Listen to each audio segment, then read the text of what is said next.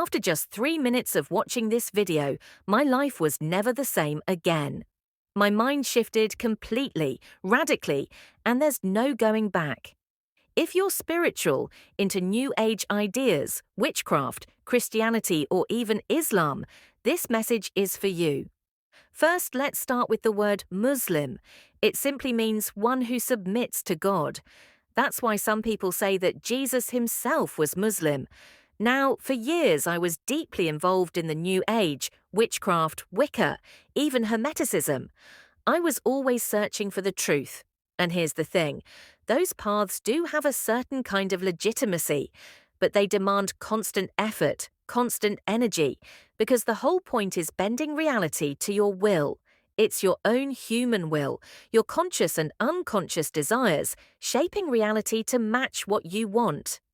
But there's a greater will, the will of God. You could call it the higher self. On the other hand, the lower self is our animalistic, impulsive, instinct-driven nature.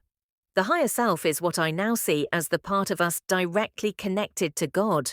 The problem with the first path is that it's not sustainable. That's why you always have to keep practicing it. You'll always feel hungry, unsatisfied, because it's rooted in a world that constantly devours and recycles itself. That's why it's often called satanic. It's chained to this world. Here's the paradox. In the first path, you try to change things outside yourself. In the second, you change yourself by surrendering to a will far greater than your own. And you do this through virtue, love, compassion, honesty, loyalty, and self-purification. It means stepping away from indulgence and overstimulation, constantly chasing thrills. This is the real process of spiritual ascension. It's what Jesus was showing people. It's what Muslims practice. They don't get caught up in pop culture, they don't listen to worldly music, they don't watch violent or hypersexual content, they don't follow every trend, they don't date casually, they don't drink, and they don't live in hookup culture. Do you see what I mean? I realize something critical. Trying to use the lower path, one built on lust and low vibrations, to achieve spiritual ascension doesn't make sense. It's impossible. You can't rise above your animal impulses by feeding them. And the timing couldn't be more perfect. We're in the month of Ramadan, a month of fasting, a month of breaking addictions.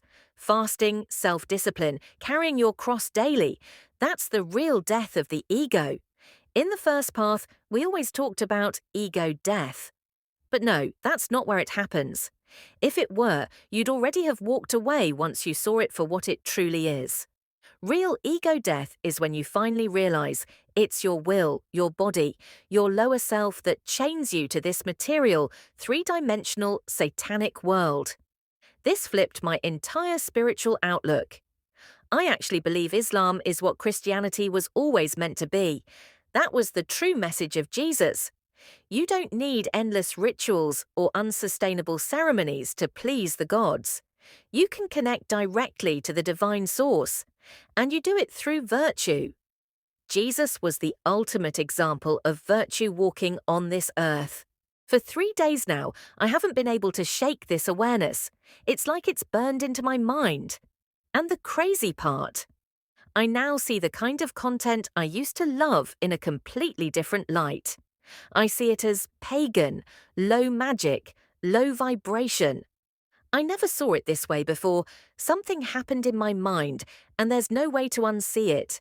Just yesterday, I started reading this book called Scientific Facts in the Qur'an.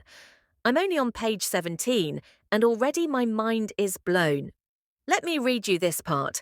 It talks about the formation of the universe.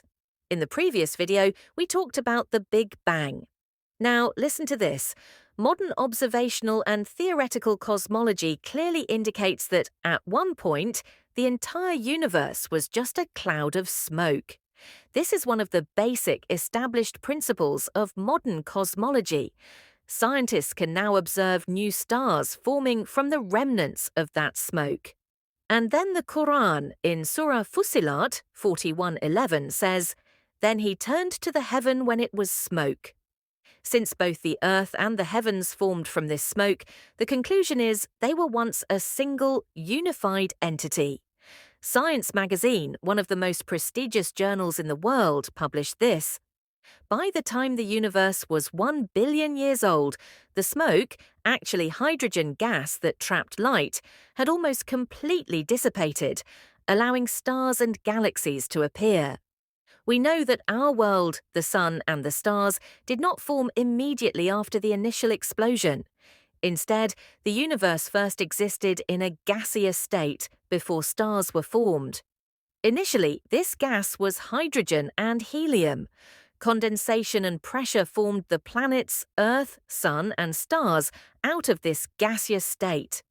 And none of this knowledge existed in the time of Prophet Muhammad, peace be upon him. Neither he nor his people could have possibly known this. The Qur'an itself says in Surah Hud 11:49, "This is from the unseen news which we reveal to you. Neither you nor your people knew it before this, so be patient. Indeed, the outcome belongs to the righteous." And for those asking about the book, it's called Scientific Facts in the Qur'an. I actually ordered it for free at quranpro.org. You only cover shipping. They have this book, 40 hadith, and others. I ordered 3 or 4 myself.